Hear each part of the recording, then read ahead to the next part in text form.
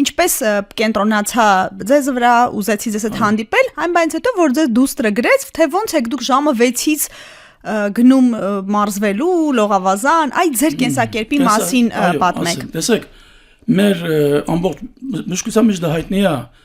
մարքեթինգը չգիտեմ, ձեզ վատ բառա թե լավ բառա, բայց մարքեթինգի այսօրվա ռեալ իրավիճակն է։ Ամեն մարդ ունի իր բանը, իր ընտրությունը, իրեն հետ վարվելու ընտրությունը։ Մեկը առավոտյան շուտ վերակենում, հələ ջեր չզարթնած, միած սիգարետա ծխում։ Մյուսը վերակենում սկսում է գարեջուր խմել։ Մյուսը վերակենում գնում է հեծանիվ քշելու։ Վատ բան չեմ ասում, լավ բան եմ ասում։ Հեծանիվ քշելու։ Ես մեծ հաճույքով հիմա քշեի, իմ որ փոքր իմ հեծանիվը գողացան, դրանից հետո չեմ անում։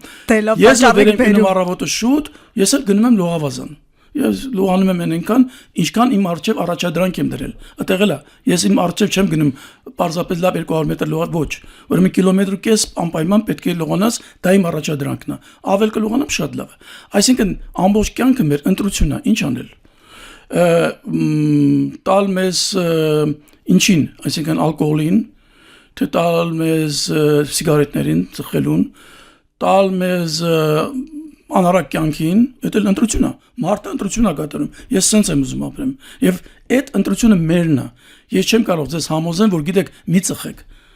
երբ որ ես փորձեմ ձեզ համոզել մի ծխեք, ես վստահ եմ, որ դուք դուրս գաք, էլի կծխեք, և այլն, այսինքն հետո տեսեք ինչն է կարևորը, շատ առողջ ապրելակերպ է, դժվար է, շատ դժվար է։ Ջանք է պահանջում։ Պահանջում է ոչ թե քեզանից, այլ եւ շրջապատից եւ սոցիալական միջավայրից։ Բայց դա ջանք է պահանջում եւ երկրորդը, որ անառողջ ապրելակերպը շատ գայթակցուցիչ է։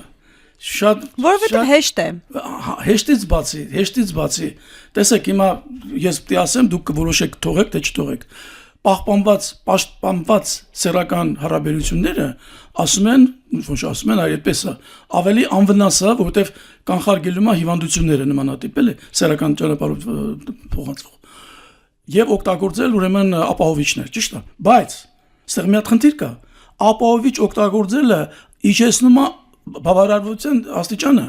այդտեղ արդեն մենք սկսում ենք մտածել բոլորը, մենք էս անենք, թե ու ընտրությունը մերն է արդեն, թե ինչպես կանենք, սենց կանենք, թե նենց կանենք, և դրանից կախված է մեր մնացած քայլերը։ Դուք ձեր օրինակով ասեք, լիարժեք կյանքը վայելել թեկուզ կարճ, թե ինչ որ տեսակետի սահմանափակելով մեզ,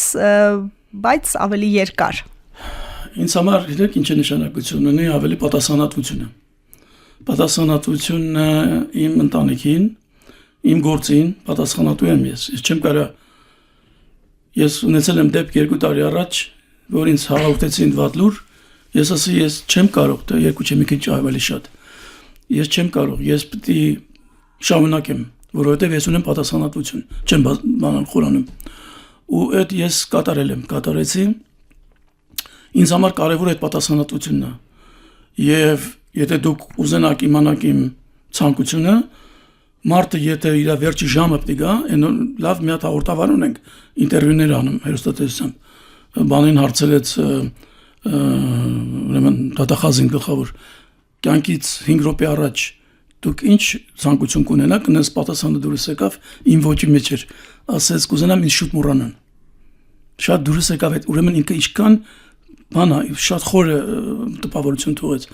Ինձ հարցնեք, ես կուզենամ լողավազանում լինեմ ինձ ընդեղից գտնեն այդ տենց ասեմ ուզեմ ասեմ որ մեր ընտրությունն է դա ամբողջ ինչ որ մենք անում ենք ի վերջո մեր ընտրությունն է լավն էլ վատն էլ վերջից խոսեցինք բայց վերջն էլի հարաբերական է դուք այն տարեկան եք ձեր տարիքը ասում եք թե թաքցնում եք ես ոչի բան չեմ թաքցնում թաքցնելու ոչի բան չունեմ ես այնքան եմ ինչքան կամ թիվը չեք ասի անձնագրային դա թիվը կապ ունի մեծ եմ ձեզանից հաստատ մեծ եմ այդ կարամ ասեմ կրկնակի Այո, միգուցե կրկնակի։ Շատ հետաքրքիր։ Ես գիտեմ, որ դուք այսօր ակտիվ կենսագործունեության մեջ եք, մասնագետ եք, պարոնաբանական կենտրոնում, գիտական գծով ոնց որ աշխատանքներն եք համակարգում, ոնց է անցնում ձեր առօրյան լողավազանից հետո։ Ու բավական ակտիվ անցնում էլի նույն ձևի, որովհետև ես գիտեմ, որ ես ունեմ առաջադրանք այսօրվա համար։ Այսօր իմ առաջադրանքը սկսել է ձեզանից։ Հələ այսօր մի քանի հատ էլ ունեմ։ Ես ուզում եմ այդ բոլոր առաջադրանքները, եթե հնարավոր է Եթե հնարավոր է, բայց ինչ որ ինձնից է կախված, ես այդ անեմ։ Երբ որ ես դա անեմ, ես ինձ հանգիստ եմ զգում։ Իսկ ձեր շուրջ մարդկանց, ընտանիքի անդամներին, գոլեգաներին, դուք ոնց որ եւ պատասխանատու եք եւ պահանջկոտ եք ձեր հանդեպ էլ բնականաբար մյուսների էլ, ոնց որ կյանքը հեշտ չի, հա։ Հեշտ չի, մանավանդ որ ես պահանջկոտ չեմ։ Ես պահանջկոտ չեմ։ Ես գտնում եմ, որ մարդուն փոխելը շատ դժվար է։ Շատ դժվար է։ Ես չեմ կարա այսօրվա խոսքով մարդկանց փոխեմ, բայց ուզեմ հասցնել մարդկանց, որ ինչ որ իրանց հետ լինում է, այդ իրանց ընտրությունն է։ Այդ իրանց ընտրությունն է։ Եվ մի բան եմ հիմա ուզում ասեմ այդ առաջադրանքի մասին։ Կարևոր բան է։ Չեմ ասում երկիրը, ոչ մի բան չեմ ասում, դա չեմ ուզում ասեմ։ Պատերազմը գնում մի երկրում։ Մի քանի տարի։ Ռումբեր են ընկնում մարդկանց վրա, մարդիկ մահանում են, վնասվում են, մի խոսքով ավերվում են, ամեն ինչի վրա։ Քաղաքային տրանսպորտի մեջ